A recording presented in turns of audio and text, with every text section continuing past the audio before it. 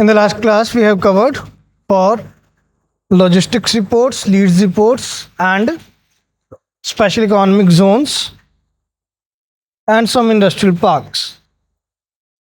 All right. तो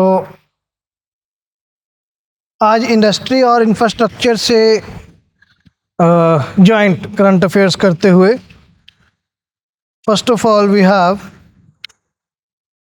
production linked incentive scheme 2.0.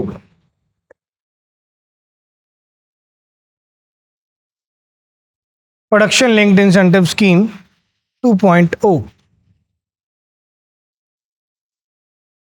हाँ जी, क्या है आज की ताज़ा खबर? क्या है आज की ताज़ा खबर? पंजाब दा budget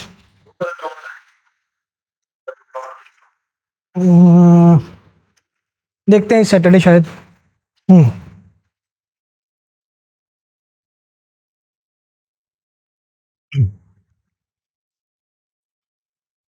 production linked incentive scheme 2.0.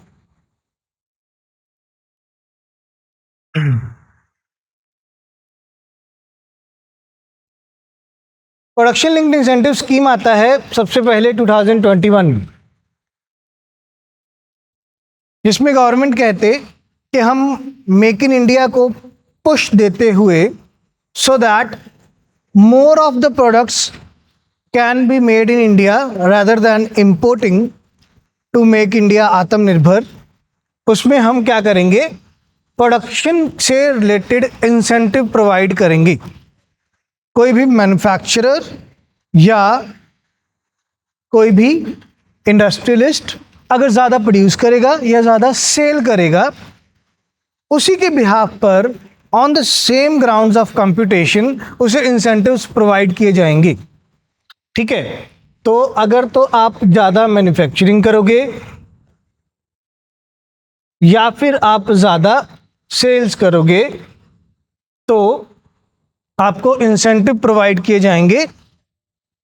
जब ये इंसेंटिव प्रोवाइड किए जाएंगे, ज़्यादातर ये इंसेंटिव्स जो होंगे वो होंगे इन द फॉर्म ऑफ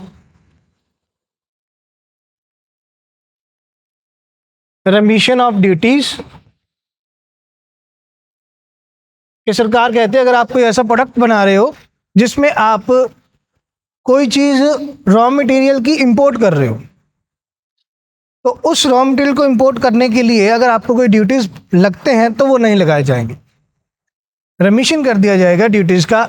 एक फॉर्म में ये इंसेंटिव प्रोवाइड किया जाएगा. सेकंड, जीएसटी में आपको एनहेंस्ड क्रेडिट मिलेगा. जीएसटी में आपको एनहेंस्ड क्रेडिट मिलेगा. ठीक है, अगर आपको याद हो हमने क्लास में पढ़ा था जब हम टैक्सेशन की क्लास कर रहे थे, तो एक इनपुट टैक्स क्रेडिट रहता है. इनपुट टैक्स क्रेडिट रहता है. इनपुट टैक्स क्रेडिट क्या कहता है कि अगर आप कुछ इनपुट्स परचेज कर रहे हो उस पर आपको जीएसटी भरना पड़ता है, बट जो आपका आउटपुट है, आउटपुट पर कोई जीएसटी नहीं है. ठीक है, से फॉर एग्जांपल अगर कोई फार्मर शुगर केन प्रोड्यूस करने के लिए कुछ इनपुट्स ला रहे हैं, वेदर रिलेटेड टू सीड्स और फर्टिलाइजर्स, ठीक है, इवन चाहे ट्रैक्टर ही क्यों नहीं लेके आए प्लॉइंग के लिए, तो वहाँ पर उनको जीएसटी पे करना पड़ता है. बट जो शुगर केन प्रोड्यूस हुआ और उसका जो एंड प्रोडक्ट है, ठीक है, शुगर या जॉगरी, उस पर आपको नहीं पड़ेगा कोई भी जीएसटी, बिकॉज गवर्नमेंट कहते हैं ये बेसिक नेसेसिटी की आइटम्स हैं तो इन पे जीएसटी नहीं लगना चाहिए. तो इनपुट पर जीएसटी है बट आउटपुट पर जीएसटी नहीं है. तो जो सेलर है वो अपनी जीएसटी को कैसे पुल बैक करे फ्रॉम द कंज्यूमर. ठीक है, क्योंकि जो जीएसटी का पैसा होगा वो तो एमआरपी में ऐड किया जाएगा. पहले जीएसटी बायर, जो सेलर है, जो मैन्युफैक्चरर है, वो पे करेगा गवर्नमेंट को और कंज्यूमर से लेगा. बट कंज्यूमर से लेना नहीं, सरकार ने मना कर दिया क्योंकि इस प्रोडक्ट पे को बेसिक नेसेसिटी में ऐड कर दिया और इस पे जीएसटी नहीं है. तो सरकार कहते जो सेलर्स हैं अगर आपका कोई इनपुट ऐसा है जिस पर टैक्स पड़ता है बट आउटपुट पर टैक्स नहीं पड़ता, तो हम इनपुट पर लगने वाले टैक्स को आपको रिफंड कर देंगे, जिसका नाम दे दिया इनपुट टैक्स क्रेडिट का। अब इसमें गवर्नमेंट पीएलआई के लिए क्या कह रहे हैं कि जीएसटी में आपको एनहांस्ड क्रेडिट मिलेगा। जीएसटी में एनहांस्ड क्रेडिट कैसे मिलेगा कि आपको इनपुट्स पर जो टैक्स भरना पड़ा वो 2 तरीके से माफ़ कर दिया जाएगा कि या तो आपको इनिशियली टैक्स ही ना भरना पड़े, initially nil rate of GST, कि आपने गवर्नमेंट के साथ रजिस्टर किया अंडर पीएलआई स्कीम और गवर्नमेंट को बता दिया कि भाई हमारे आउटपुट पर कोई टैक्स नहीं है बट हमारे इनपुट पर टैक्स लगता है, तो गवर्नमेंट कहते हैं हम देखेंगे, तुमको अलाउ कर देंगे कि तुम्हारे इनपुट पर टैक्स ही ना पड़े। तो इनिशियली तुम्हें जीएसटी पड़ेगा ही नहीं, तो हमें भी तुम्हें कोई वापस क्रेडिट प्रोवाइड करने वाला कोई पंगा नहीं आएगा। या तो पहले इस तरीके से, फिर उसमें दिक्कत ये आ जाएगी कि जो तो पीएलआई में रजिस्टर कर लेंगे उनको इनपुट्स पर टैक्स नहीं देना पड़ेगा, जो पीएलआई में रजिस्टर नहीं करेंगे फिर वो चिढ़ जाएंगे कि फिर हमें भी क्यों टैक्स देना पड़ रहा है। तो फिर ये पंगा ना आए, तो फिर अल्टीमेटली क्या करेंगे, तुम्हें एनहांस्ड क्रेडिट प्रोवाइड करेंगे इन द फॉर्म ऑफ जितना इनपुट टैक्स दिया तुम्हें हम 110% क्रेडिट प्रोवाइड कर देंगे, ज़्यादा रिफंड प्रोवाइड करेंगे। ठीक है, और ये जो एक्स्ट्रा रिफंड प्रोवाइड किया जाएगा ये in the form of interest हो जाएगा कि चलो तुमने जीएसटी पे किया है, हम बाद में तुमको 2 महीने बाद 3 महीने बाद जब भी जीएसटी का रिटर्न फिल किया गया तब हम उसको वापस क्रेडिट कर रहे हैं, तो चलो ये तुम एक्स्ट्रा मान लो, इसका ब्याज मान लो। ठीक है, जैसे हम इनकम टैक्स के केस की अगर एक एग्जांपल लें, जो भी पर्सन प्राइवेट कंपनीज में काम कर रहे हैं उनका टीडीएस डिडक्ट होता है, tax deductible at source, at the rate of 10% of the amount payable. ठीक है, से फॉर एग्जांपल किसी एम्प्लॉय का सैलरी है 50,000 रुपये, ठीक है, मान लीजिए 5,000 रुपये उसकी कोई डिडक्शन हो गई, उसने छुट्टियां कर ली, हॉलीडेज हो गए एंड ऑल, तो उसका पेएबल अमाउंट कितना बना 45,000। तो 45,000 का 10%, 4,500 रुपीज़ एम्प्लॉयर की जिम्मेवारी है कि वो डिडक्ट कर लेगा और टैक्स अथॉरिटीज़ में जमा कराएगा। इसको बोलते हैं टैक्स डिडक्टेबल एट सोर्स, कि जो सोर्स है आपका, आपको इनकम प्रोवाइड करने वाला, वो टैक्स डिडक्ट करेगा। ठीक है, ये कब हो रहा है, मतलब सर्विस प्रोवाइडर या गुड्स प्रोवाइडर के केस में, कि जो आपकी कंपनी है या तो वो गुड्स बेचती है या सर्विस बेचती है। ये टीडीएस को एक और नाम दिया जाता है TCS, tax collectable at source, जहाँ पे कंज्यूमर कैसे टैक्स डिडक्ट कर सकते हैं जिसको वो टैक्स पे कर रहे हैं। ठीक है, कि एम्प्लॉयज़ सही टाइम पे इनकम टैक्स भरें, उसके लिए एम्प्लॉयर को जिम्मेवार बोल दिया कि भाई तुम इसकी सैलरी में से टीडीएस काट लो। ठीक है, व्हाट इफ कि कंज्यूमर भी चेक रख सके कि जो सेलर है वो भी सही टाइम पे टैक्स भर रहा है या नहीं भर रहा। ठीक है, तो फॉर एग्जांपल अगर हम रेंट का एग्जांपल लें, तो अगर किसी अकोमोडेशन का रेंट 20,000 से ज़्यादा है तो गवर्नमेंट ने वहाँ पे बोला हुआ है लोकल अथॉरिटीज़ को कि आप जो टेनेंट है उसको ये पावर प्रोवाइड कर दो कि वो रेंट भरते टाइम टैक्स डिडक्ट कर ले, बस उसको नाम के दे दिया टैक्स कलेक्ट कर ले, टैक्स कलेक्टेबल एट सोर्स। ठीक है, तो वो अपने जो भी मकान मालिक होंगे, ऑनर होंगे, उनको रेंट देते टाइम टैक्स डिडक्ट कर ले और खुद अथॉरिटीज़ में जमा करा दे। ठीक है, ये भी चलता है। तो ऑन द सेम ग्राउंड्स के अब मैंने टीडीएस भरा during the whole financial year, अगर उसका रिफंड मुझे आएगा 13 महीने 14 महीने बाद, 12 महीने का तो फाइनेंशियल ईयर चला, उसके बाद अब मार्च में अगर फाइनेंशियल ईयर ख़त्म होगा तो इनकम टैक्स रिटर्न तो फिल होगा अराउंड मई के लास्ट में या जून के फर्स्ट वीक में। ठीक है, तो जून में हो गए 15 महीने, उसका रिफंड आएगा जी जाके से जुलाई में, तो 16 महीने हो गए। मैंने सरकार को बोला यार कि पैसे आपने ले लिए, 15 महीने 16 महीने के लिए तो मेरा पैसा ब्लॉक रहा। तो सरकार कहते आईटीआर भरने से जितने दिन लेट हम आपको रिफंड करेंगे उतने दिन का हम आपको इंटरेस्ट पे कर देंगे, जो भी normal savings interest rate PF के या पेंशन फंड के चलते हैं उसके अकॉर्डिंगली। ठीक है, so on the same grounds कि अगर आपने कोई टैक्स भरा जीएसटी के लिए, जब भी उसका रिफंड आएगा उसमें हम आपको थोड़ा एनहांस्ड क्रेडिट प्रोवाइड कर देंगे ताकि सेलर को ये ना लगे कि यार मेरा पैसा ब्लॉक पड़ा है टैक्स अथॉरिटीज के पास। क्लियर? तो या तो इंसेंटिव कैसे प्रोवाइड किया जाएगा कि सिंपली ड्यूटीज माफ कर दे, या इंसेंटिव कैसे प्रोवाइड किया जाएगा, आपको एनहांस्ड क्रेडिट प्रोवाइड किया जाएगा, या इंसेंटिव कैसे प्रोवाइड किया जाएगा in form of cheaper substitutes to imports।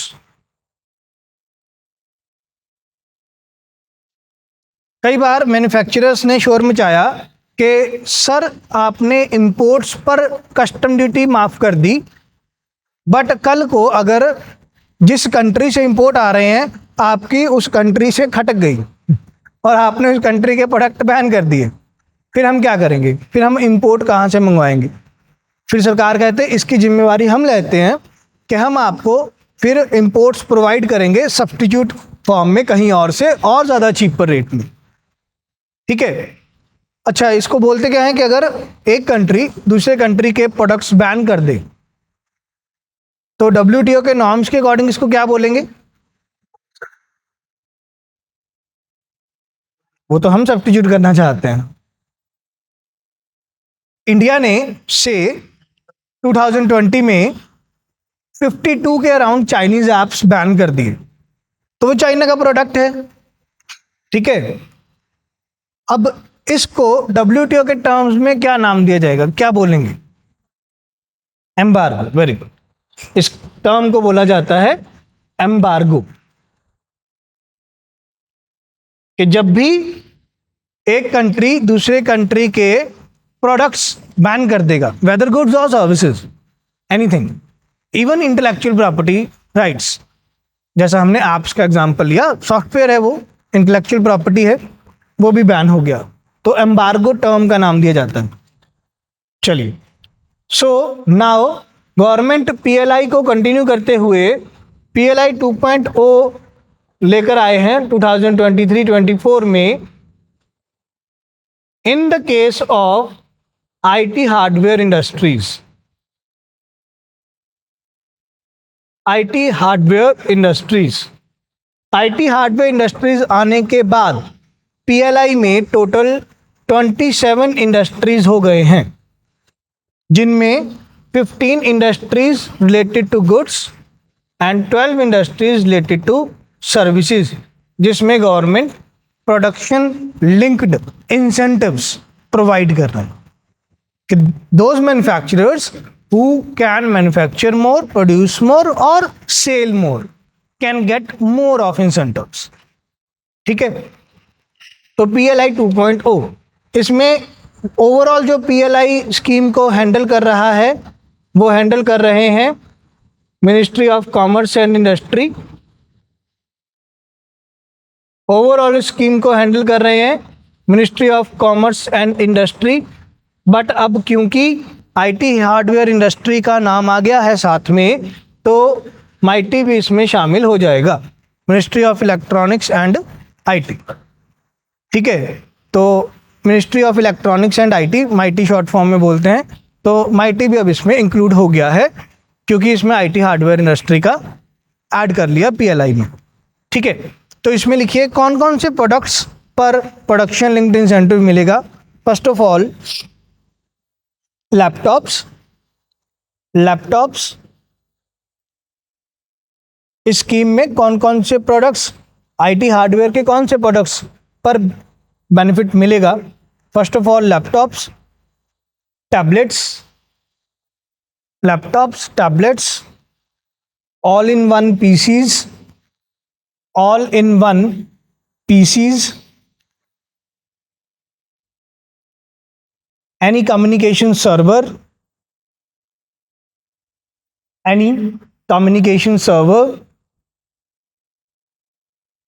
and ultra small form factors,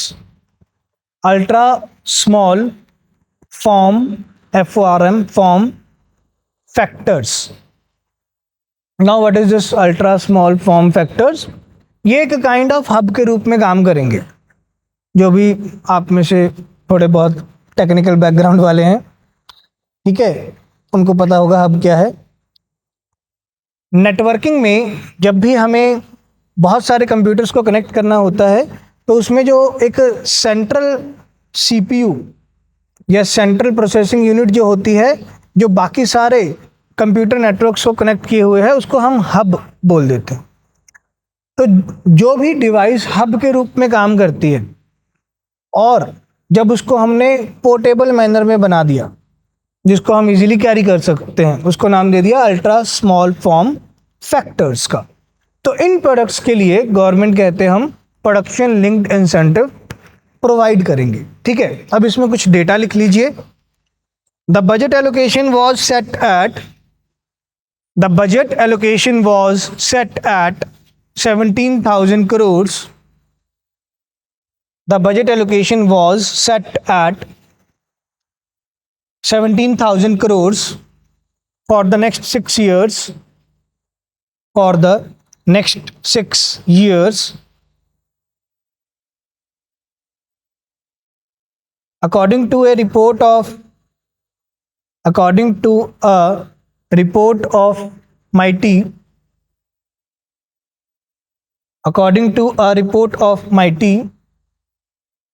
in the year 2022,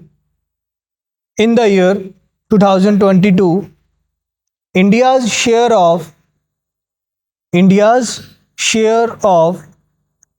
global electronics manufacturing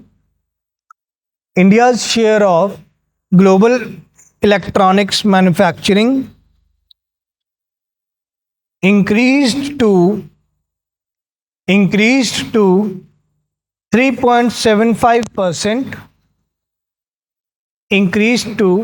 3.75%, from 1.2% in 2014-15। ठीक है, तो लगभग पिछले 8 साल में गवर्नमेंट कहते हमारा ग्लोबल इलेक्ट्रॉनिक मैन्युफैक्चरिंग शेयर जो है वो 3 टाइम्स से भी ज़्यादा इंक्रीज हुआ। ठीक है, तो इस पोटेंशियल को देखते हुए गवर्नमेंट को लगा कि हमें इलेक्ट्रॉनिक मैन्युफैक्चरिंग सेगमेंट में और ज़्यादा बूस्ट प्रोवाइड करने की ज़रूरत है। तो PLI scheme for IT hardware industry provide किया गया for the enhanced manufacturing of electronic segments. ठीक है, so this is for PLI 2.0। इसके बाद नेक्स्ट, अब इसमें जो ये PLI 2.0 आया, उसी के ग्राउंड्स पर गवर्नमेंट ने अपनी एक और पॉलिसी को भी चेंज किया, that is foreign trade policy.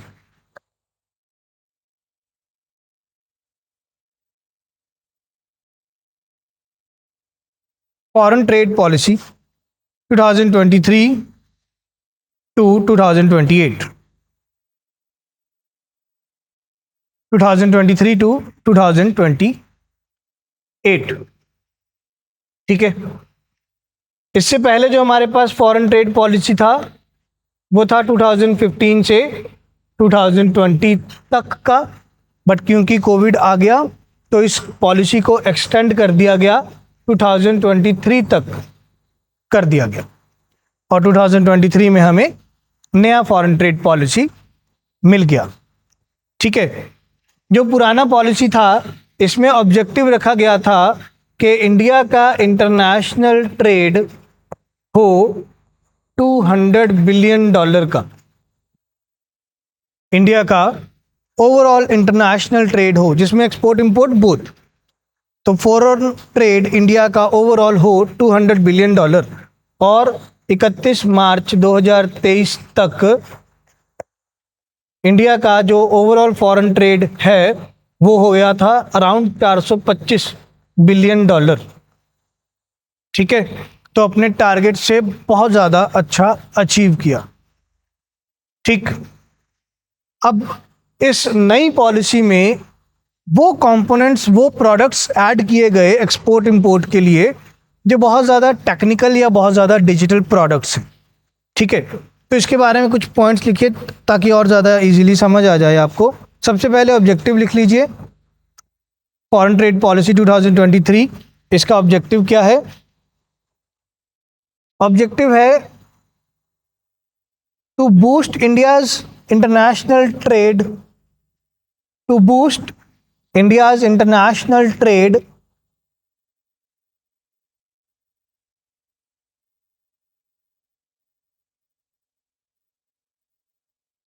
To point O जो है वो हमने कहा कि इलेक्ट्रॉनिक सेगमेंट में आईटी को ऐड किया है। ठीक है, जिसमें हमने 17,000 करोड़ प्रोवाइड किया है। 2.0 में ओवरऑल जो सारे सेगमेंट्स ऐड कर लिए हैं उसमें सर्विसेज भी ऐड कर लिए हैं। जब पीएलआई फर्स्ट ऑफ ऑल आया था 2021 में, तब उसमें 14 इंडस्ट्रीज ऐड किए गए थे और वो सारे रिलेटेड थे गुड्स से। ठीक है, अब ओवरऑल पीएलआई 2.0 में 27 इंडस्ट्रीज हो गए हैं।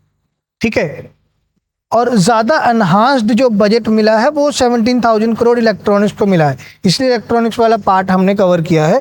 अगर आपको लगता है कि और आप पढ़ना चाहते हैं तो पढ़ सकते हैं, ऐसी कोई दिक्कत वाली बात नहीं है कि कौन कौन से सेक्टर्स को कितना कितना बजट मिला।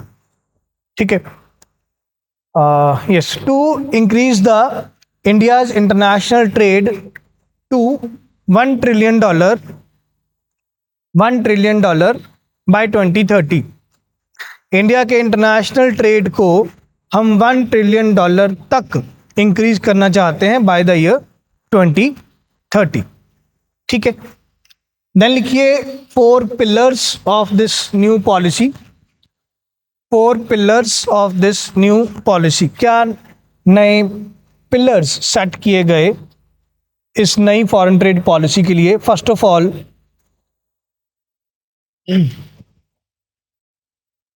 from incentives to tax remission, from incentives to tax remission, first pillar है ये। 2015 से 20 वाली जो पॉलिसी थी उसमें बात आई थी कि गवर्नमेंट आपको इंसेंटिव प्रोवाइड करें, जैसे अभी हमने बात की कि जीएसटी का टैक्स क्रेडिट वापस आ जाए। ठीक है, अब उसमें जो एक्सपोर्टर्स हैं वो कहते हैं सर हमें बहुत ह्यूज कैपिटल इन्वेस्ट करना पड़ता है जब भी हम कुछ एक्सपोर्ट करना चाहते हैं। ठीक है, तो पहले हम बहुत ज़्यादा कैपिटल इन्वेस्ट करें, उसके ऊपर बहुत ज़्यादा टैक्स भरें, फिर वो टैक्स का रिफंड आएगा, उसमें बहुत टाइम वेस्ट होता है। तो गवर्नमेंट कहते हैं हम ऐसे करते हैं, हम आपको जो इंसेंटिव्स प्रोवाइड कर रहे हैं उन इंसेंटिव्स को कट करके हम आपको पहले ही टैक्स माफ़ कर देते। From incentives to tax remission, कि टैक्स भरना ही ना पड़े, कि बाद में रिफंड आएगा उसका इतना ज़्यादा दिमाग खराब कौन करेगा। आपको पहले ही टैक्स रिमिशन कर दिया जाता है, टैक्स माफ़ कर दिए जाते हैं, जिसमें गवर्नमेंट कहते कि पहले आपको रजिस्टर करना होगा एक्सपोर्ट प्रमोशन काउंसिल्स के साथ। एक्सपोर्ट प्रमोशन काउंसिल्स, ठीक है, ये कहाँ डेवलप किए जाएंगे? गवर्नमेंट कहते हैं हम ट्राई कर रहे हैं कि हर डिस्ट्रिक्ट में ये एक्सपोर्ट प्रमोशन काउंसिल्स डेवलप किए जाएं। ठीक है, जिसमें नाम क्या दिया गया है? डिस्ट्रिक्ट या डिस्ट्रिक्ट्स एज एक्सपोर्ट हब्स।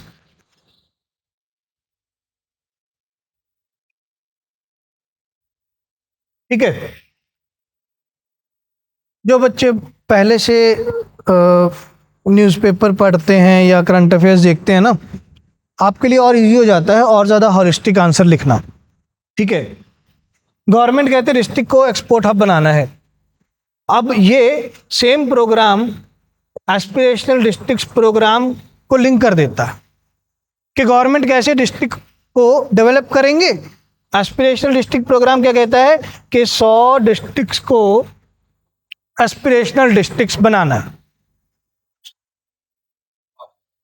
बना लिए हैं, टारगेट था 100 का, 112 बना लिए हैं, ये गवर्नमेंट का इस साल का डेटा है। ठीक है, तो 100 डिस्ट्रिक्ट्स को एस्पिरेशनल डिस्ट्रिक्ट्स बनाना है, डेवलप करना है। सरकार कहते हैं जी पूरे देश का डेवलपमेंट करना थोड़ा टफ होगा, चलो स्टेट्स का डेवलप करते हैं। स्टेट्स को डेवलप करना थोड़ा टफ होगा, डिस्ट्रिक्ट्स को डेवलप करते हैं, ठीक है। तो माइक्रो एस्पेक्ट्स में पॉलिसी इंप्लीमेंटेशन हो रहा है, जो कि अच्छी बात है, ठीक है, कि स्मॉल एरिया को डेवलप किया जा रहा है जिसका लार्जर एरिया पर इम्पैक्ट पड़ेगा। तो डिस्ट्रिक्ट्स को डेवलप करेंगे, एस्पिरेशनल डिस्ट्रिक्ट्स प्रोग्राम आया। फिर हमारे जैसे किसी ज़्यादा पढ़े लिखे ने पूछा कि भाई डिस्ट्रिक्ट को कैसे प्रमोट करोगे, तो वहाँ पे आपके पास ये स्कीम या ये पॉइंट आ गया कोट करने के लिए, हाँ कि एस्पिरेशनल डिस्ट्रिक्ट प्रोग्राम को प्रमोट करने के लिए डिस्ट्रिक्ट को as an export hub promote किया जा रहा है। कैसे? हर डिस्ट्रिक्ट में बनेंगे एक्सपोर्ट प्रमोशन काउंसिल्स। इस एक्सपोर्ट प्रमोशन काउंसिल में एक्सपोर्टर रजिस्टर करेगा कि मैं एक्सपोर्ट करना चाहता हूं, तो गवर्नमेंट कहते हम आपको टैक्स माफ करते हैं। कौन सा tax? Export duties. Import tax कोई पॉइंट नहीं आएगा यहाँ पे, इनपुट्स का टैक्स कोई पॉइंट नहीं आएगा यहाँ पे, वो पीएलआई का पार्ट है सारा। यहाँ पर कौन सा टैक्स माफ होगा? Export duties. एग्रीकल्चर कमोडिटीज भी आएंगे, बिल्कुल आएंगे। पीएलआई में सिर्फ manufacturing of goods and services, उसमें एग्रीकल्चर प्रोडक्ट्स हमने काउंट नहीं किए हैं। All the products which are manufactured through machineries. Food processing industry है, हाँ, फूड प्रोसेसिंग इंडस्ट्रीज है, वो है। रॉ एग्रीकल्चर प्रोडक्ट इंक्लूड नहीं है।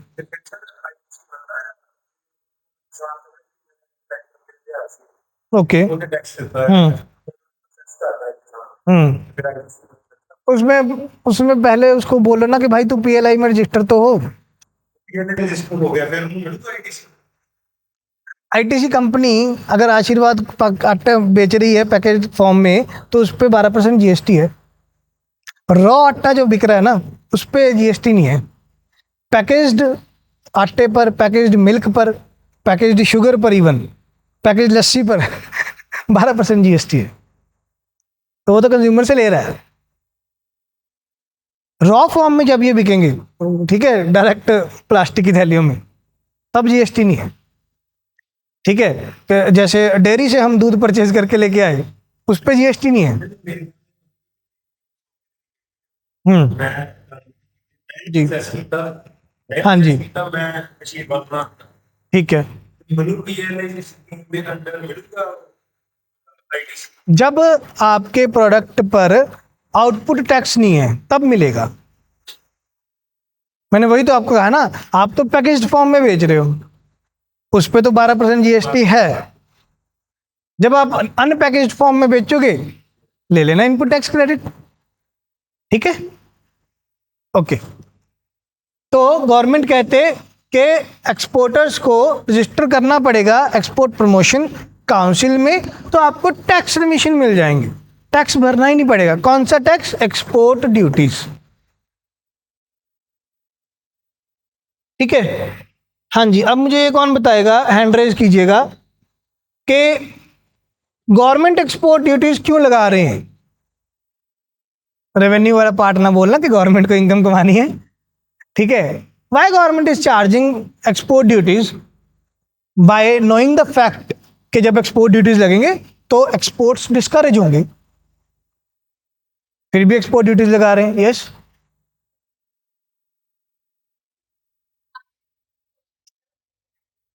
अच्छा वाह वाह। जो आपका, मैंने आपको बताया था कि जो आपका नोटिफिकेशन आता है जब भी यूपीएससी का या पीसीएस का, उसमें जो पहली लाइन लिखी है, बिल्कुल पहली लाइन, वो बोलती है that this test is conducted to check the intellectual and analytical ability of the candidate. वैसा बोलती है वो पहली लाइन, ठीक है। तो ऐसी हरकतें नहीं करनी, उनको पता लग जाएगा कि बच्चे में इंटेलेक्चुअल और एनालिटिकल एबिलिटी नहीं है, ठीक है। तो क्या गवर्नमेंट को ऐसा महसूस हुआ कि एक्सपोर्ट ड्यूटी लगाई जाए? हाँ जी, very good. To secure the product, जब डिमांड सप्लाई मिसमैच है, जब इंडिया में उस प्रोडक्ट का सप्लाई कम है, डिमांड ज़्यादा है, फिर भी अगर कोई पर्सन कहे कि मैं तो इसको एक्सपोर्ट करूंगा, उससे इंडिया में सप्लाई और ज़्यादा कम होगी। तो उस प्रोडक्ट के केस में एक्सपोर्ट्स को डिस्करेज किया जाता है जानबूझ के, विलिंगली, ठीक है, ताकि उस प्रोडक्ट को इंडिया में ज़्यादा सिक्योर किया जा सके, या डायरेक्टली गवर्नमेंट बैन भी कर देती है। 2023 अराउंड फरवरी 2023 से लेके सितंबर 2024 तक शुगर एक्सपोर्ट्स पर बैन रहा। Onion, wheat also. चलो वीट का तो फॉरेन वालों ने किया, कहते जी आपकी वीट में पेस्टिसाइड्स बहुत है, तो क्वालिटी चेक्स नहीं क्लियर कर पाया इंडिया का वीट, ठीक है। तो गवर्नमेंट कई बार फूड सिक्योरिटी के लिए खुद एक्सपोर्ट ड्यूटीज लगाएंगे, ठीक है। बट अब कुछ प्रोडक्ट्स के केस में गवर्नमेंट कहते हैं कि हम आपको टैक्स रिमिट कर देंगे, माफ कर देंगे एक्सपोर्ट ड्यूटीज के केस में, ठीक है। सेकंड पिलर लिखिए, second pillar SCOMET policy. SCOMET policy, इसका फुल फॉर्म लिख लीजिए, supply of chemicals, organisms,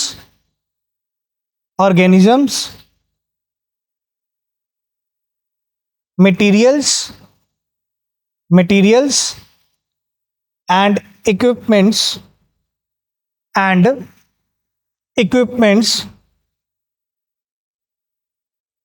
related to trade, SCOMET policy, ठीक है। गवर्नमेंट ने फाइंड आउट किया कि बहुत सारे हैजार्डस केमिकल्स, बहुत सारे जेनेटिकली मॉडिफाइड ऑर्गेनिजम्स, बहुत सारा डिजिटल टेक मटेरियल या डिजिटल टेक इक्विपमेंट्स ट्रेड हो रहे हैं। तो उनके ट्रेड को रूल्स एंड रेगुलेशन प्रोवाइड करने के लिए एक separate new foreign trade policy के अंडर SCOMET पॉलिसी बनाई जाएगी। ये सेकंड पिलर है, ठीक है। इसके बारे में डिस्कस करते हैं अभी कि ये पॉलिसी में क्या रूल्स एंड रेगुलेशन आए हैं। थर्ड पिलर लिखिए, third pillar participation of exporters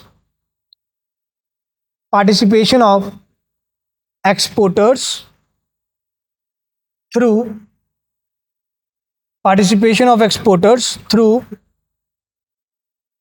collaboration of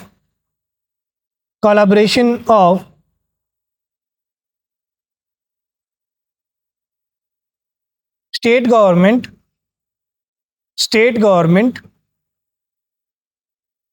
to provide by providing trust certificates,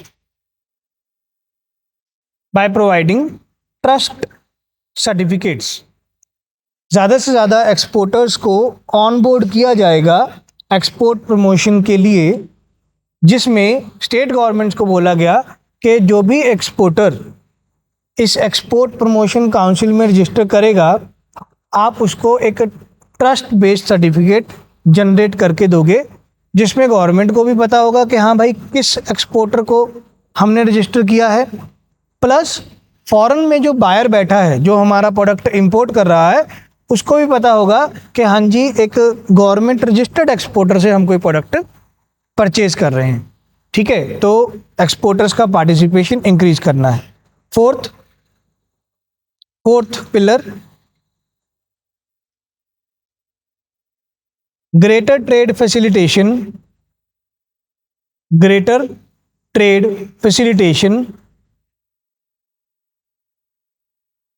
through compliance reduction,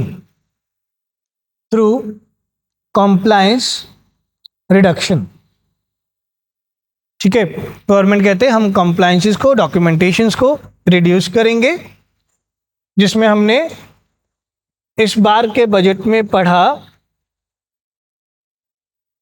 कि गवर्नमेंट कहते हैं हम किसी भी तरह के एक्सपोर्ट रिलेटेड डॉक्यूमेंट को अप्लाई करने के लिए एक कॉमन पोर्टल बना दे रहे हैं भारत ट्रेड नेट्स के नाम से। तो इससे क्या हुआ, कंप्लायंस बर्डन कम हुआ। 10 जगह अलग अलग वेबसाइट्स पे जाके अलग अलग डॉक्यूमेंट्स अप्लाई करने की बजाय एक ही वेबसाइट पर, एक ही पोर्टल पर आपके हर एक्सपोर्ट से रिलेटेड डॉक्यूमेंट अप्लाई हो जाएंगे। कंप्लायंस बर्डन कम हुआ। तो ये आप एग्जांपल कोट कर सकते हैं कि हाँ जी, पॉलिसी में कुछ सोचा था, उसको कैसे इम्प्लीमेंट किया जा रहा है।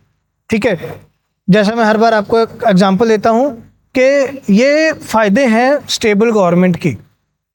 उनको पता है कब पॉलिसी बनाई है, कब इम्प्लीमेंटेशन करना है, कैसे इम्प्लीमेंटेशन करना है और कैसे इम्प्लीमेंटेशन करवाना है।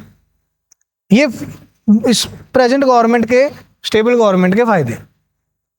ठीक है, चलिए नेक्स्ट लिखते हैं इसमें।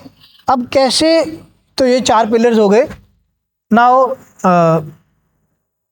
Export promotion initiatives. इस पॉलिसी में एक्सपोर्ट को प्रमोट करने के लिए क्या क्या इनिशिएटिव्स लेने की बात कर रहे हैं सरकार। Export promotion initiatives under this policy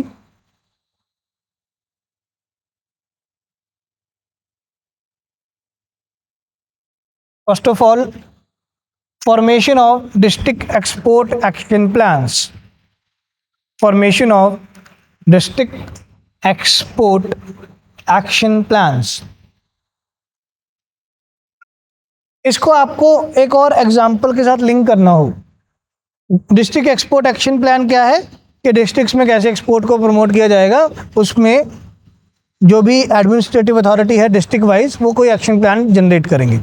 ठीक है, तो डीसी या डीएम की ड्यूटी लगा दी जाएगी कि भाई अपने डिस्ट्रिक्ट में एक्सपोर्टर्स को पकड़ और उनके लिए एक एक्शन प्लान जनरेट कर कि आपके डिस्ट्रिक्ट में आपको आइडेंटिफाई करना होगा कौन से गुड्स और सर्विसेज एक्सपोर्टेबल क्वालिटी के हैं। ठीक है, इसमें आप क्या एग्जांपल कोट करोगे कि कैसे ये डिस्ट्रिक्ट एक्शन प्लान को हम डिस्ट्रिक्ट एक्सपोर्ट एक्शन प्लान को इम्प्लीमेंट करें या एटलीस्ट फॉर्मुलेट करें, या फाइंड आउट कैसे करें कि मेरे डिस्ट्रिक्ट में कौन से गुड्स एंड सर्विसेज जो हैं वो एक्सपोर्टेबल क्वालिटी के हैं या एक्सपोर्ट किए जा सकते हैं। कोई एग्जांपल इसमें कोट करने के लिए, और गवर्नमेंट स्कीम से रिलेटेड या गवर्नमेंट के किसी वर्किंग से related. Yes, very good, very good. One nation one programme. तो आप इसको वे फॉरवर्ड में, या अगर कई बार पूछ लिया जाता है कि आप अपना रिकमेंडेशन प्रोवाइड करो, वहाँ आंसर में आप क्या करोगे, वन नेशन वन प्रोग्राम को one district one product programme में, सॉरी यहाँ प्रोडक्ट आना था, इसको आप वन डिस्ट्रिक्ट वन प्रोडक्ट में कन्वर्ट कर दो कि एटलीस्ट हर डिस्ट्रिक्ट में एक प्रोडक्ट तो ऐसा होना चाहिए जो एक्सपोर्टेबल क्वालिटी का जनरेट कर सके। और कोई एग्जांपल, कैसे आइडेंटिफाई करें कि कोई प्रोडक्ट एक्सपोर्टेबल क्वालिटी का है, और इसी मतलब गवर्नमेंट का ही कोई एक्शन, ऐसा गवर्नमेंट का कोई ऐसा प्रोग्राम जो रनिंग है, चल रहा है, लिंकअप किया जा सकता है इसके साथ। GI tags, very good.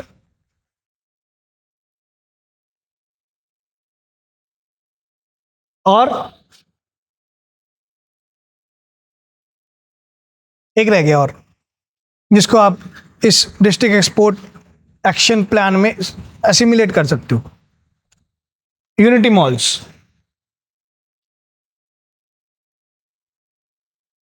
Unity malls, ये बताया था कंसेप्ट। अमृतसर में यूनिटी मॉल बनाया जाएगा। यस, मैं भी पढ़ के आया हूं। आपको क्या लगा, आपको ही पता है। यूनिटी मॉल्स क्या है कि जो भी आपके लोकल हैंडीक्राफ्टर्स या आर्टिसंस हैं, उनके लिए गवर्नमेंट अप्रूव्ड, गवर्नमेंट ओन्ड जमीन पर मॉल्स बनाएंगे और वहाँ उनको सस्ते रेंट पर शॉप्स एलोकेट किए जाएंगे। लोकल हैंडीक्राफ्टर्स, क्या चीज, सॉरी, विश्वकर्मा स्कीम, इसके साथ को रिलेटेड है।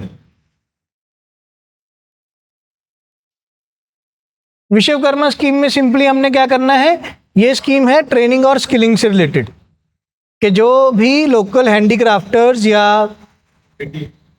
आर्टिसंस हैं, हम उनको ट्रेनिंग स्किलिंग प्रोवाइड करेंगे कि कैसे ज़्यादा बढ़िया क्वालिटी का प्रोडक्ट बनाओ, या बढ़िया क्वालिटी का चलो वो प्रोडक्ट बना रहे हैं तभी उनका प्रोडक्ट मार्केट में आ रहा है, स्टैंडर्डाइज प्रोडक्ट बनाओ, ठीक है। तो उससे रिलेटेड ट्रेनिंग एंड स्किलिंग होगी। अब जब ट्रेनिंग एंड स्किलिंग प्रोवाइड कर दी विश्वकर्मा स्कीम के अंडर, तो जो हैंडीक्राफ्टर्स और आर्टिसंस अपना प्रोडक्ट जनरेट कर रहे हैं उसको स्टैंडर्डाइज फॉर्मेट में बनाएंगे। तो क्या वो एक्सपोर्टेबल क्वालिटी का है, तो उसको पहले यूनिटी मॉल में बेचा जाएगा लोकल एरिया में।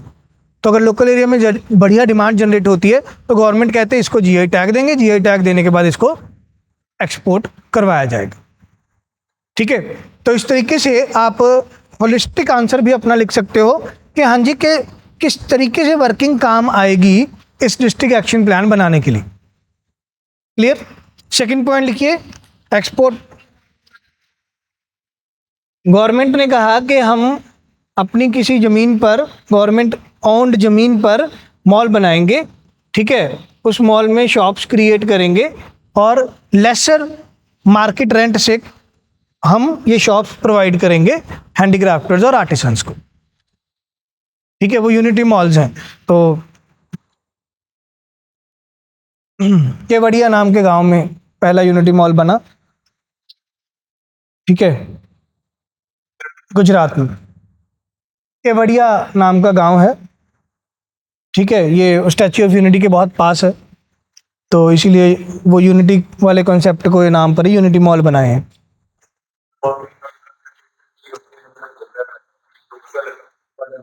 लोकल प्रोडक्ट्स को अप्रिशिएट करने के लिए।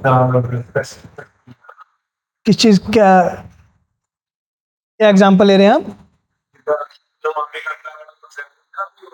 हाँ,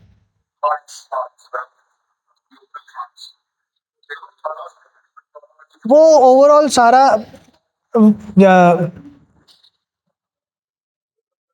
लोकल प्रोडक्ट्स, उसको नाम दिया है कुछ खादी स्टोर या कुछ ऐसे कुछ नाम का नाम दिया है, वो ध्यान नहीं आ रहा नाम। चलो कोई नहीं, ये पूरा कर लें। Second initiative, export promotion initiative under this policy. पहला हो गया डिस्ट्रिक्ट एक्सपोर्ट एक्शन प्लान बनाए जाएंगे। कैसे बनाए जाएंगे वो आप कोट कर सकते हैं। अभी गवर्नमेंट ने इसका रिकमेंडेशन प्रोवाइड नहीं किया कि कैसे एक्शन प्लान बनाए जाएंगे, बल्कि आप बताएंगे, बढ़िया नंबर मिलेंगे, ठीक है। Second, export promotion outreach programme. Export promotion outreach programme, government कहते हैं हम export promotion outreach programme provide करेंगे। नहीं, इससे कुछ क्राउड आउट नहीं होगा बच्चे। गवर्नमेंट कहते हैं हम माल खुद नहीं बेच रहे, गवर्नमेंट कहते हैं हम तो आपको शॉप क्रिएट करके दे रहे हैं कि सस्ती शॉप्स, सस्ती दुकानें बना दी तो रेंट आउट करेंगे आपको, आपने माल तो आपने खुद ही बेचना है। तो इससे कुछ क्राउड आउट नहीं हो रहा, बल्कि ये क्राउड इन करेगा, ठीक है। ये प्राइवेट इन्वेस्टमेंट को, जो ये आर्टिसंस या हैंडीक्राफ्टर्स कर रहे हैं, उस इन्वेस्टमेंट को मोटिवेट करेगा कि वो अब लोकल लेवल पर माल बेचने की बजाय अब वो और ज़्यादा एक स्टैंडर्डाइज फॉर्मेट में ज़्यादा बड़े एरिया में अपना माल बेचें। वो क्राउड इन करेगा, इन्वेस्टमेंट को क्राउड आउट नहीं करेगा, ठीक है। अरे वो गवर्नमेंट का ज़मीन है, गवर्नमेंट जब बेचेगा ही नहीं ज़मीन अपना प्राइवेट पर्सन को, ठीक है, तो प्राइवेट पर्सन कैसे उस पर मॉल बनाएगा, ठीक है। और वहाँ पे बल्कि ये अच्छी बात है, आप इसको पता है सोशल इक्वालिटी में कोट कर सकते हैं कि मॉल बनाने के लिए कम से कम 400 करोड़ रुपए चाहिए, तो वो तो जी नेक्सा के पास है, ठीक है, या L&T के पास है, ठीक है, या DLF के पास है, तो कंसंट्रेशन ऑफ वेल्थ बल्कि कम होगा, अच्छी बात है। ठीक है, हर बार हम गवर्नमेंट की किसी प्रोग्राम या पॉलिसी को क्रिटिकल एंगल से नहीं देख सकते हैं, कई बार शुगर कोटिंग में पॉजिटिव भी लिखना पड़ेगा। ओके, सेकंड पॉइंट हमने लिखा export promotion outreach programme. Export promotion outreach programme में क्या करेंगे, गवर्नमेंट कहते हम आपको मार्केटिंग फैसिलिटीज़ प्रोवाइड करेंगे with the help of PPP, public private partnership किया जाएगा मार्केटिंग फैसिलिटीज प्रोवाइड करने के लिए। एक हैंडीक्राफ्टर ने, एक आर्टिसन ने बोला कि सर मैं तो प्रोडक्ट बना लिया, इंडिया में बेचा, इंडिया तक बेचने में मेरी हिम्मत थी, यहाँ तक तो मैंने बेच लिया, आप कह रहे हो जी एक्सपोर्ट करना है, उसके लिए तो ट्रांसपोर्टेशन भी हैवी लगेगा, शिपिंग कॉस्ट भी हैवी लगेगा, पैकेजिंग भी थोड़ी ज़्यादा सुंदर बनानी पड़ेगी, ठीक है, खासी अंग्रेजी भी लिखनी पड़ेगी पैकेजिंग पर।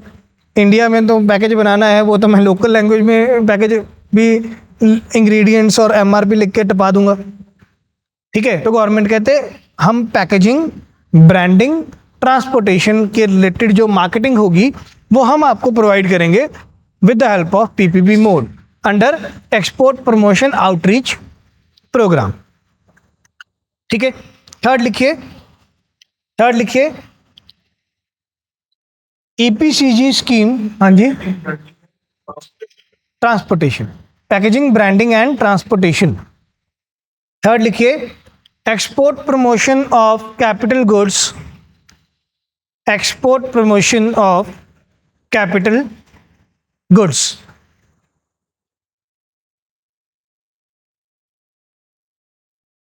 अब यहां पे कैपिटल गुड्स में मशीनरी तो लिया गया, मशीनरी बनाने के लिए जो रॉ मटेरियल है उसको भी कैपिटल गुड्स का ही नाम दिया गया। So for example India is the second largest exporter of stainless steel, ठीक है। India is the second largest exporter of raw iron ores. तो उस केस में जब आप कैपिटल गुड्स को बनाने वाला मटेरियल भी एक्सपोर्ट कर रहे हो उसको भी कैपिटल गुड्स ही बोला गया। तो गवर्नमेंट कहते हैं हम एक्सपोर्ट प्रमोशन करेंगे not only consumer goods but of also capital goods, क्योंकि इंडिया पे ना अभी एक शुरू से एक इमेज बनी हुई है कि India can only trade internationally more of primary goods. India ज़्यादा क्या ट्रेड कर रहा है जी? More of primary goods trade कर रहा है।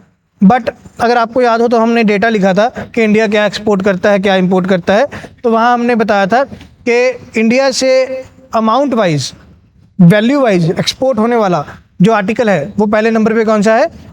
पेट्रोलियम इंजीनियर्ड प्रोडक्ट्स, ठीक है, पेट्रोल फिल्टर्स, डीजल फिल्टर्स, ये सारी चीज़ें पेट्रोलियम इंजीनियर्ड प्रोडक्ट्स, ये वैल्यू वाइज सबसे ज़्यादा हम एक्सपोर्ट करते हैं।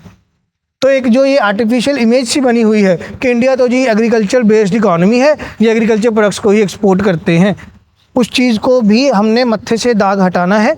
तो हम ज़्यादा एनहांस्ड वे में एक्सपोर्ट प्रमोशन करेंगे कैपिटल गुड्स का, ठीक है। तो इसमें क्या करेंगे? नो कस्टम ड्यूटी, इसमें लिख लीजिए no custom duty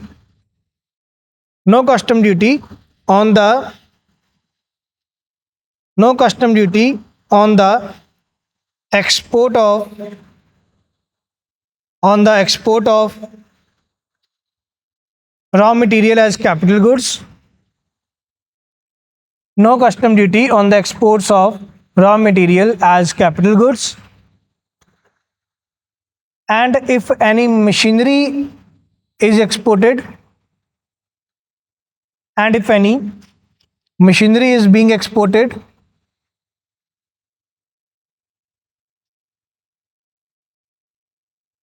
then the imported inputs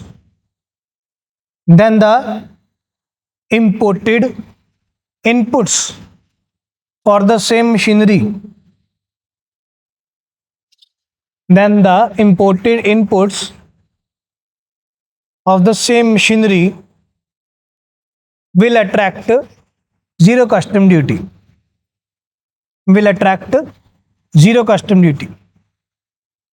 तो या तो आप रॉ मटेरियल को खुद एक्सपोर्ट कर रहे हो, उसको अब कैपिटल गुड्स का एक्सपोर्ट माना जाएगा, उस पर कोई कस्टम ड्यूटी नहीं देने की जरूरत है आपको, या आप मशीनरी एक्सपोर्ट कर रहे हो और उस मशीनरी को प्रोड्यूस करने के लिए आप इनपुट्स फॉरेन से खुद इंपोर्ट करते हो, तो अब उस इनपुट्स पर भी हम आपसे कोई कस्टम ड्यूटी नहीं लेंगे। तो ये कुछ इनिशिएटिव्स लिए गए इस फॉरेन ट्रेड पॉलिसी में 2023 वाली में, ठीक है। अब इसमें लिखिए जो हमने SCOMET पॉलिसी लिखा, वो पॉलिसी क्या कहती है?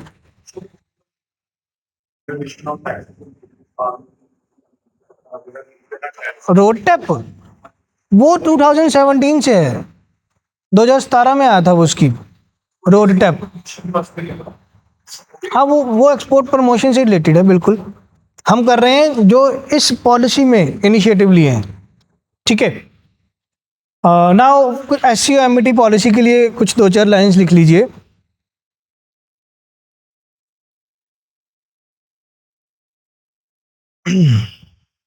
The COME products, that is chemicals, organisms, materials and equipments. Chemicals, organisms, materials and equipments, COME, SCOMET में से COME वाला पार्ट अगर निकाल लें तो the COME products can be utilized for creation of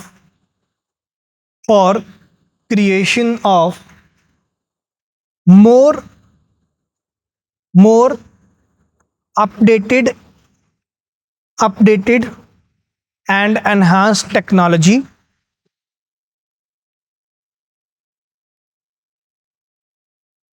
but can also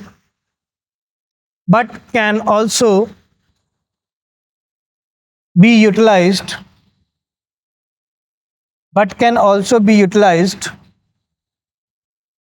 as weapon of mass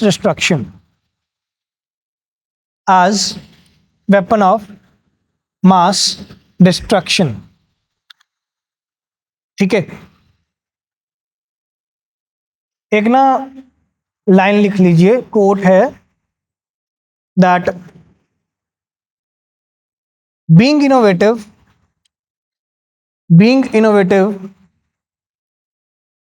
is to be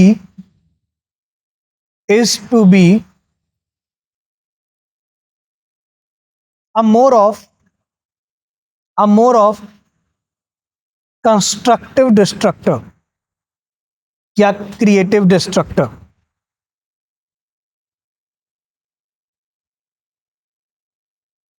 ठीक है, तो ज़्यादा इनोवेटिव बनना है तो क्रिएटिव डिस्ट्रक्टर के रूप में काम चलो, कुछ क्रिएट करो फिर उसको तोड़ो फोड़ो फिर उसको क्रिएट करो तो आप इनोवेटर बन जाओगे।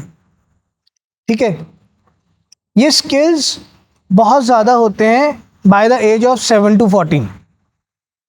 ठीक है, एक बच्चा उसको खिलौना ला के दिया, उसने 2 मिनट में खिलौने को जोड़ा, 4 मिनट में तोड़ दिया। ठीक है, तो वो उसके माइंड की पॉसिबिलिटीज़ को जनरेट कर रहा होता है उस टाइम कि कैसे वो कुछ इनोवेटिव करना चाहता है किसी प्रोडक्ट के साथ, तो ये उस कोड को डिनोट करता है।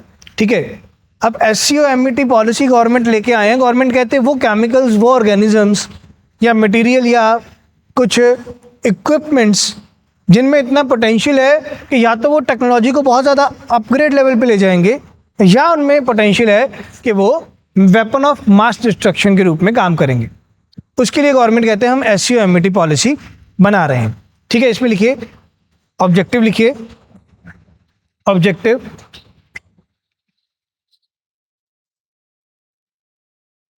to use these products in a responsible manner,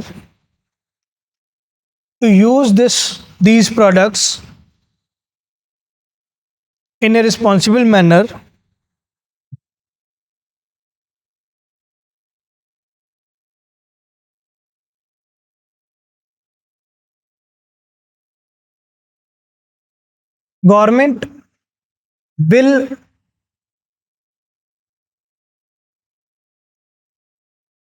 launch a licensing system for the same। Government will launch a licensing system for the same. ठीक है, फॉर द सेम, तो गवर्नमेंट को लगा कि इन प्रोडक्ट्स को अपॉर्चुनिटी के रूप में भी और थ्रेट के रूप में, दोनों के रूप में इस्तेमाल किया जा सकता है, तो इस केस में हमें दोबारा लाइसेंसिंग लेके आना होगा for those exporters and importers जो केमिकल्स, ऑर्गेनिजम्स या ऐसे मटेरियल्स और इक्विपमेंट्स जो कि बहुत ज़्यादा डीप टेक से रिलेटेड वर्क करेंगे उनके लिए हम एक्सपोर्ट या इंपोर्ट लाइसेंसिंग लेके आएंगे। ठीक है, देन इसमें लिखिए दीज लाइसेंसिंग या these licenses can be applied with these licenses can be applied with Directorate General of Foreign Trade. These licenses can be applied with Directorate General of Foreign Trade.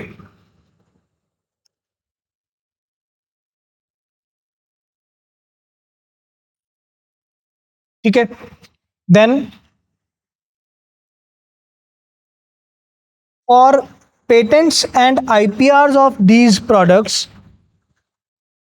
for patents and IPRs of these products, government can also establish for patents and IPRs of these products, government can also establish software technology parks, software technology parks and e-biotech parks, e-biotech parks। ठीक है, तो government कहते इन products के patents और आईपीआर्स के लिए हम software technology parks या ई बायोटेक पार्क्स भी एस्टैब्लिश करेंगे। ठीक है, तो ये अच्छी बात है कि गवर्नमेंट को ये नीड फील हुआ कि हाँ जी कौन से प्रोडक्ट्स का एक्सपोर्ट या इंपोर्ट हो रहा है और अगर उनमें पोटेंशियल बेनिफिट्स और पोटेंशियल रिस्क दोनों बहुत ज़्यादा हैं तो उसमें लाइसेंसिंग दोबारा आए। ठीक है, अब इसमें आप एक कंसर्न लिख सकते हैं कि क्या चैलेंज होगा इस पॉलिसी को जनरेट करने में कि आर्टिफिशियल मोनोपोली ना जनरेट हो जाए in terms of import licensing. Artificial monopoly ना जनरेट हो जाए in terms of import licensing कि गवर्नमेंट ने इन प्रोडक्ट्स को इंपोर्ट करने का लाइसेंस ही कल अकेले अडानी को दिया। ठीक है, तो वो आर्टिफिशियल मोनोपोली जनरेट हो जाएगा इन प्रोडक्ट्स के इंपोर्ट के केस में, वो एक कंसर्न रहेगा जो नहीं होना चाहिए। ठीक है, वो आप एक एज अ चैलेंज लिख सकते हैं that import licensing will leads to artificial monopoly, जो कि इस पॉलिसी को प्रॉपरली इंप्लीमेंट करने में हैम्पर करेगा। Clear sir? So this is for new foreign trade policy 2023। अच्छा, आपके लिए ना एक होमवर्क है कि WTO पढ़ के आइएगा कल अच्छे से। WTO पढ़ के आइएगा कल अच्छे से। ठीक है, 30 साल हो गए हैं इस साल WTO को बने हुए। 1 जनवरी 95 को बना था, 1 जनवरी 25 को 30 साल हो गए WTO को बने हुए। ठीक है, तो वैसे मैंने नोट्स में भी प्रोवाइड किया है, वो चीज़ नोट्स अपलोड हो गए थे कल शाम को। तो उसमें जो काउंटर वेलिंग ड्यूटी वाला पार्ट हमने पढ़ा था, CVD एंटी डंपिंग ड्यूटी, ठीक है, या sanitary and phyto sanitary measures, ठीक है, ट्रिम्स एग्रीमेंट ऑन एग्रीकल्चर, ये दोबारा एक बार अच्छे से रिवाइज कर लीजिएगा। ठीक है सर जी, और कोई क्वेश्चन, कोई डाउट? ठीक है, ऑलराइट, थैंक यू।